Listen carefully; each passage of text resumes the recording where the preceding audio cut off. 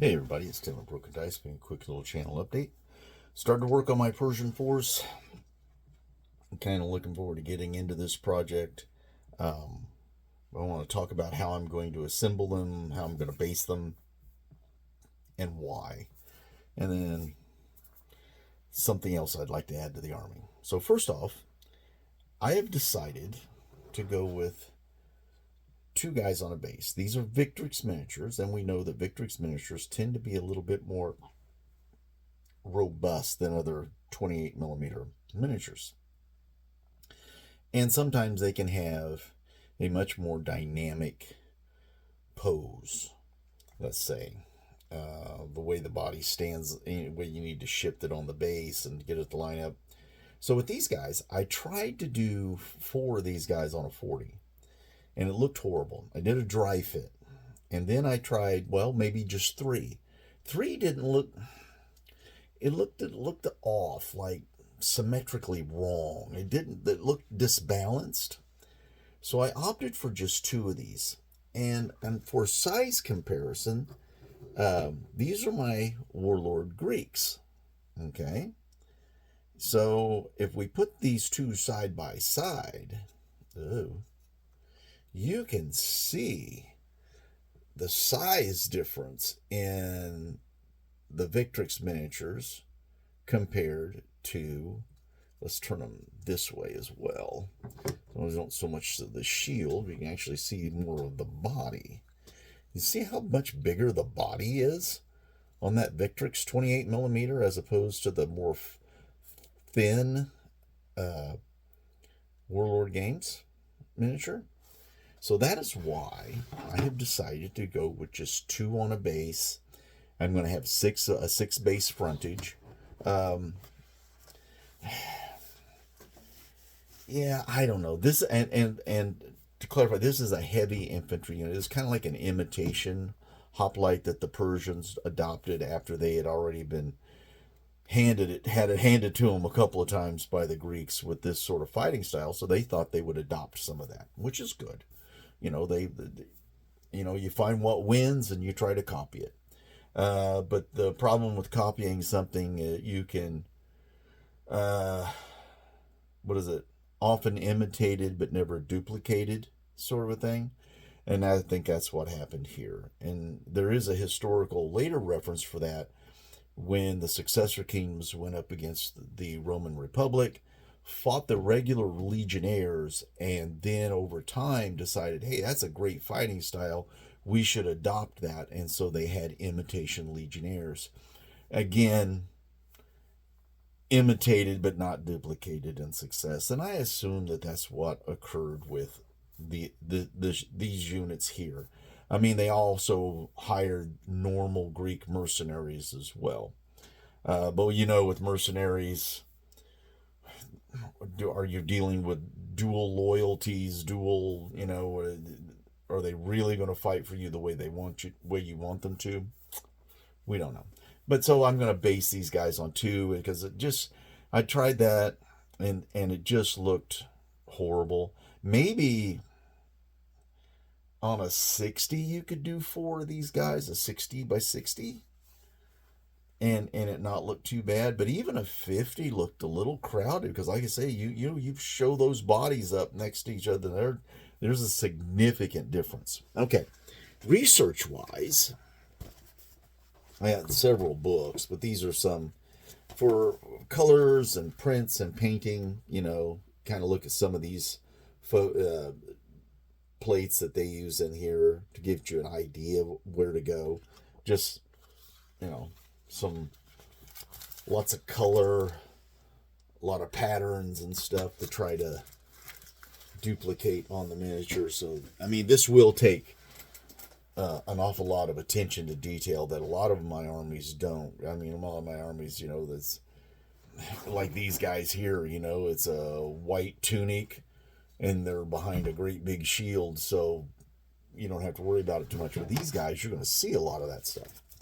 And you can see that from like this print here. It's a great book too. And I like pointing this out, the historical reference for this is this right here in the Persian army is this Lydian. We'll call him a Lydian imitation hoplite. They imitated the fighting style. So that's why they're going to be in the army. But I'm only going to have one unit of them, and they'll probably be some sort of guard unit or something like that. And then what's really interesting is I got this other book here. I got this a long time ago, and it has a lot of different units that would have been in the Persian army. And what I would love to have, if I can find the right page, I had it marked, and then I pulled out my mark. Here we go. I love these things. All these little black and white little drawings and stuff. So in cavalry, I would love to have this guy. Socratians, or whatever they are. They had lassos and daggers and, pretty cool. The Indian cavalry, because they used the same bow that their infantry carried, which was very long. So that would have been pretty cool.